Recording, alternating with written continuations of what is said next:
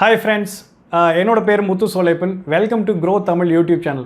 இந்த சேனலில் weekly 2 to 3 videos வந்து போடுவோம். இது வந்து ஃபுல் அண்ட் ஃபுல் வந்து இன்ஃபர்மேஷன் தானே தவிர இதில் எந்த விதமான பை ஆர் செல் டிப்ஸ் நாங்கள் உங்களுக்கு கொடுக்கல. ஸோ இன்றைக்கி வீடியோவில் எதை பற்றி பேச போகிறோம் அப்படின்னா NAV பற்றி பேச போகிறோம். ஸோ NAV அப்படின்னு எடுத்தாலே மியூச்சுவல் ஃபண்டில் டீல் பண்ணவங்க நிறைய பேருக்கு வந்து ஒரு பேசிக்கான ஒரு அண்டர்ஸ்டாண்டிங் இருக்கும். பட் ஆனால் இந்த NAV சுற்றி நிறைய மிஸ் அண்டர்ஸ்டாண்டிங் நிறையா இருக்குது. அதை வந்து பிரேக் பண்ணுறதுக்கு தான் இன்றைக்கி வீடியோ வந்து போட்டிருக்கோம். இன்றைக்கி வீடியோவில் அந்த NAV பற்றின இன்டர்னல் ஒர்க்கிங்ஸு அதை பற்றி தான் வந்து டீட்டெயில்டாக பேச போகிறோம்.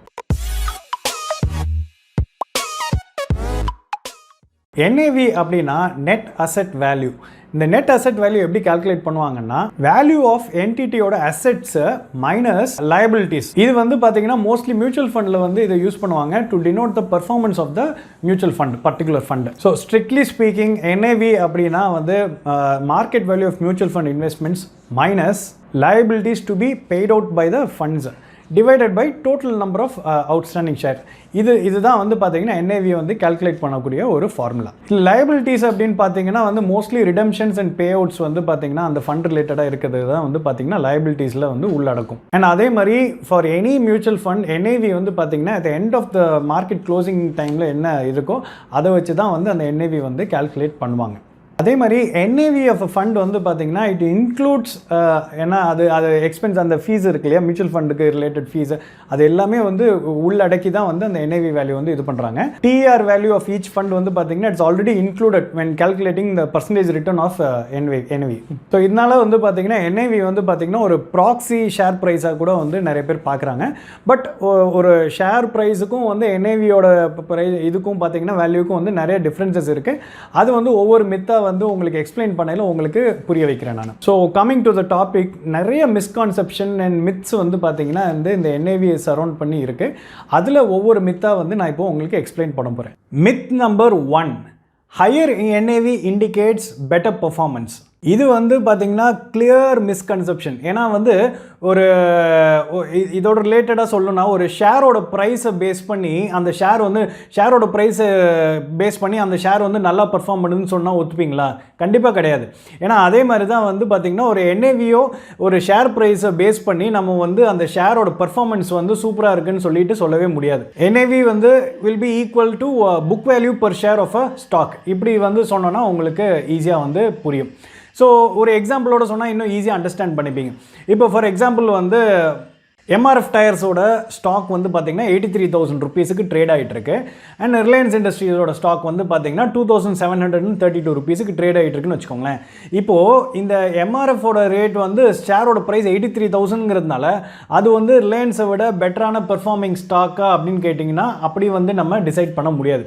எப்போவுமே வந்து ஒரு ஷேரோட ப்ரைஸை நம்ம எப்படி வந்து பார்ப்போம்னா ஏற்கனவே இருந்த ஷேர் ப்ரைஸை விட இப்போ இருக்கிற ஷேர் ப்ரைஸு எவ்வளோ பர்சன்டேஜ் ஏறி இருக்குது, ஸோ பர்சன்டேஜ் வைஸ் எவ்வளோ வந்து ரிட்டர்ன்ஸ் கொடுத்துருக்கு அப்படி தான் நம்ம வந்து பெர்ஃபார்மன்ஸை கால்குலேட் பண்ண முடியுமே தவிர ஜஸ்ட்டு அது பிகாஸ் அது வந்து ஹையர் ப்ரைஸில் இருக்கிறதுனால அது வந்து பெட்டர் பர்ஃபார்மர்னு நம்ம சொல்ல முடியாது.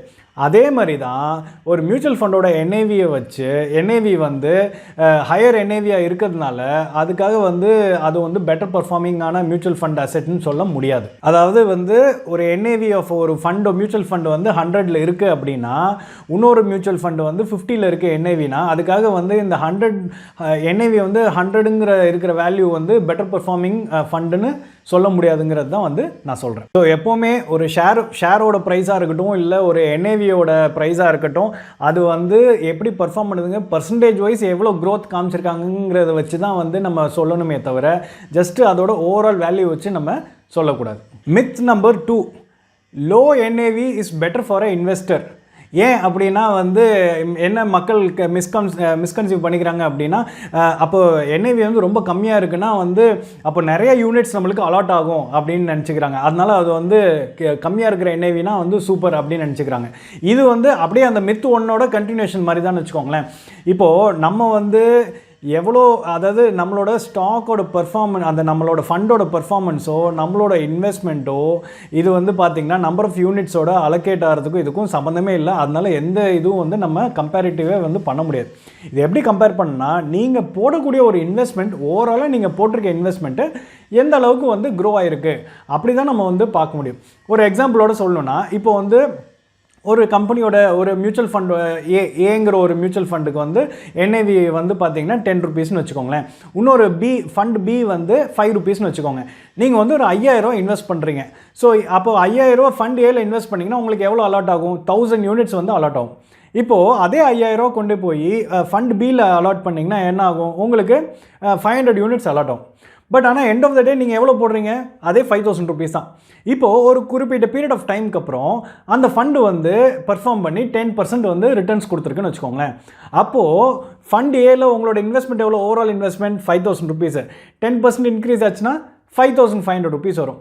ஃபண்ட் பிலையும் வந்து பார்த்தீங்கன்னா நம்பர் ஆஃப் யூனிட்ஸ் என்ன அலாட் ஆனாலும் உங்களோட ஓவரால் இன்வெஸ்ட்மெண்ட் 5000. கடைசியாக வந்து அது இன்வெஸ்ட்மெண்ட் ரிட்டர்ன்ஸ் எவ்வளோ கொடுத்துருக்கு? 10% கொடுத்தா அதுவும் 5500. ஸோ கடைசியாக பார்த்தீங்கன்னா ஓவராலாக நீங்கள் போட்ட இன்வெஸ்ட்மெண்ட்டுக்கு உங்களுக்கு கிடைச்சிருக்க ரிட்டர்ன்ஸ் அப்படி தான் நம்ம வந்து கால்குலேட் பண்ணுமே தவிர NAV ரொம்ப கம்மியாக இருக்கிறதுனால நம்மளுக்கு நிறைய யூனிட் அலாட் ஆகும். நிறைய யூனிட் அலாட் ஆச்சுன்னா நம்மளுக்கு பயங்கரமான ப்ராஃபிட் வரும். அதெல்லாம் வந்து கிடையாது. அகெயின் அண்ட் அகெயின் ஓவரால் நீங்கள் போட்டிருக்க இன்வெஸ்ட்மெண்ட்டுக்கு எவ்வளோ உங்களுக்கு க்ரோ ஆகிருக்கும் உங்கள் இன்வெஸ்ட்மெண்ட் எல்லாமே பர்சன்டேஜ் பேசிஸில் கால்குலேட் பண்ணால் தான் நம்மளுக்கு எக்ஸாக்ட் ஃபிகர் வந்து கிடைக்கும். Myth number 3, NAV can be negative.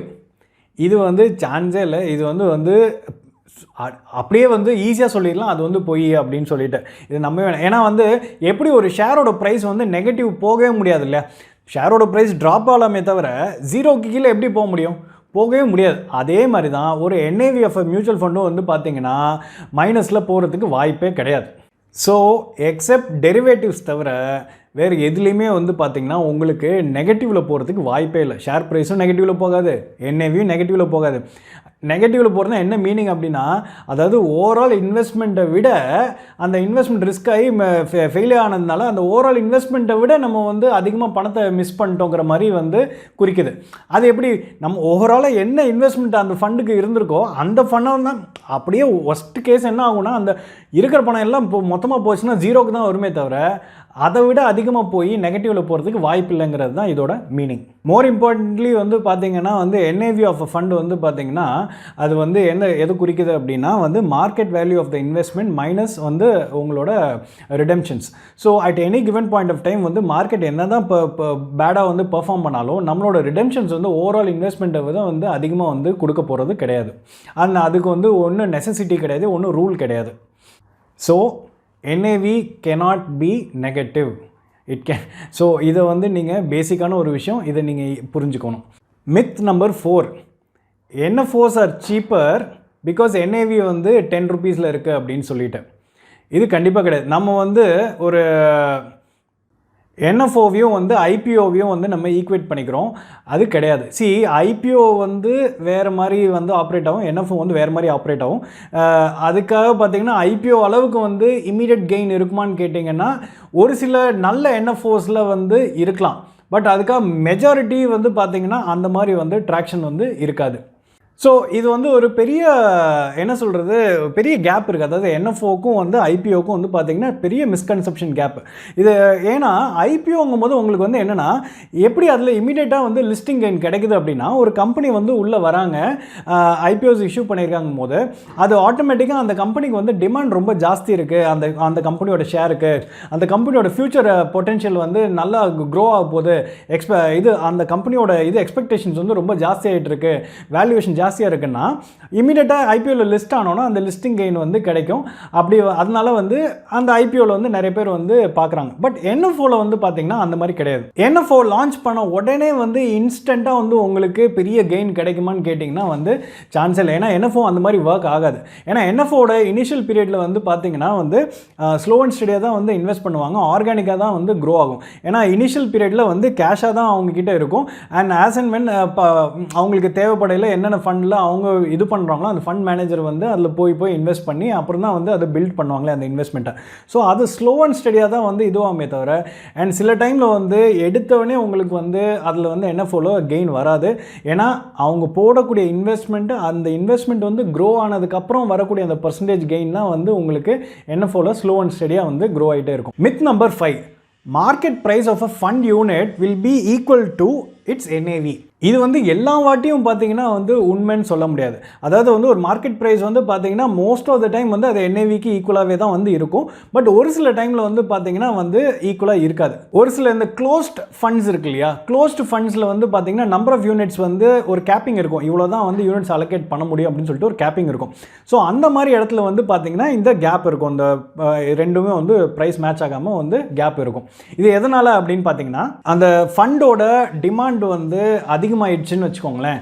And அது வந்து லிமிட்டட் யூனிட்ஸ் தான் அவைலபிளாக இருக்குது. ஸோ அது க்ளோஸ்ட் ஃபண்டாக இருக்கிறதுனால அவைலபிலிட்டி ரொம்ப டிமாண்ட் ஜாஸ்தி ஆகிடுச்சுன்னா அப்போது வந்து பார்த்தீங்கன்னா வந்து அந்த ப்ரைஸ் டிஃப்ரென்ஸ் வந்து இருக்கும். மார்க்கெட் ப்ரைஸுக்கும் அவங்களோட அந்த NAVக்கும் வந்து வேல்யூவில் வந்து பார்த்தீங்கன்னா டிஃப்ரென்ஸ் இருக்கும். சில பேர் வந்து ஒரு ப்ரீமியம் கொடுத்து கூட வாங்குறதுக்கு ரெடியாக இருப்பாங்க. சில பேர் இல்லை அது ரொம்ப மோசமாக இருந்தால் இருக்கிற ரேட்டை விட வந்து டிஸ்கவுண்டட் ரேட்டில் கூட கொடுக்குறதுக்கு நிறைய பேர் வந்து ரெடியாக இருப்பாங்க. ரெண்டாவது வந்து பார்த்தீங்கன்னா வந்து அந்த ஃபண்ட் மேனேஜரோட ரெப்யூட்டேஷன் அண்ட் பர்ஃபார்மன்ஸ். மூணாவது வந்து பார்த்தீங்கன்னா அந்த மார்க்கெட் எக்ஸ்பெக்டேஷன், அந்த இன்வெஸ்ட்மெண்டோட போர்ட்ஃபோலியோ மேலே இருக்கிற மார்க்கெட் எக்ஸ்பெக்டேஷன்ஸ் வந்து அதிகமானாலோ கம்மியானாலோ இந்த ப்ரைஸஸ் வந்து பார்த்தீங்கன்னா வந்து வேரி ஆகும். So with this we come to the end of the video. So நம்ம காமனாக இருக்கக்கூடிய மித்ஸ், NAV பற்றி இருக்கக்கூடிய மித்ஸை பற்றி நம்ம பார்த்தோம். ஸோ இந்த மித்தெல்லாம் வந்து என்னங்கிறது உங்களுக்கு கிளியராக எக்ஸ்பிளைன் பண்ணி பேசிக்கான ஒரு எக்ஸாம்பிள்ஸோடு சொல்லி உங்களுக்கு புரிய வச்சுருக்கோம்னு நம்புகிறோம். அண்ட் ஒரு சின்ன அனௌன்ஸ்மெண்ட் என்னென்னா வந்து நம்ம வந்து பார்த்திங்கன்னா இப்போ கீழே டிஸ்கிரிப்ஷன் பாக்ஸில் ஒரு லிங்க் கொடுத்துருப்பாங்க. க்ரோ ஆப் வந்து பார்த்திங்கன்னா இப்போ டெலிகிராம் சேனல்லையும் வந்து இருக்காங்க. ஸோ இந்த சேனலில் நீங்கள் போய் இந்த டெலிகிராமில் நீங்கள் போய் அந்த லிங்க் கிளிக் பண்ணி உள்ளே ஜாயின் பண்ணிங்கன்னா உங்களுக்கு நிறைய இன்ஃபர்மேட்டிவான விஷயங்கள்லாம் வந்து உங்களுக்கு அதில் ஷேர் பண்ணுறாங்க. நிறைய investment related blocks, investment related articles இதெல்லாம் வந்து அதில் ஷேர் பண்ணுறாங்க. அதை பார்த்து நீங்கள் தெரிஞ்சு உங்களோட ஓன் டெசிஷன்ஸ் வந்து எடுக்க முடியும். இதில் எந்த விதமான சேல் டிப்ஸ் எதுவுமே வந்து உங்களுக்கு கொடுக்கல. It is just for education purpose. Hope you like the video. பிடிச்சிருக்குன்னா லைக் பண்ணுங்கள், ஷேர் பண்ணுங்கள், சப்ஸ்கிரைப் பண்ணுங்கள். நன்றி, வணக்கம்.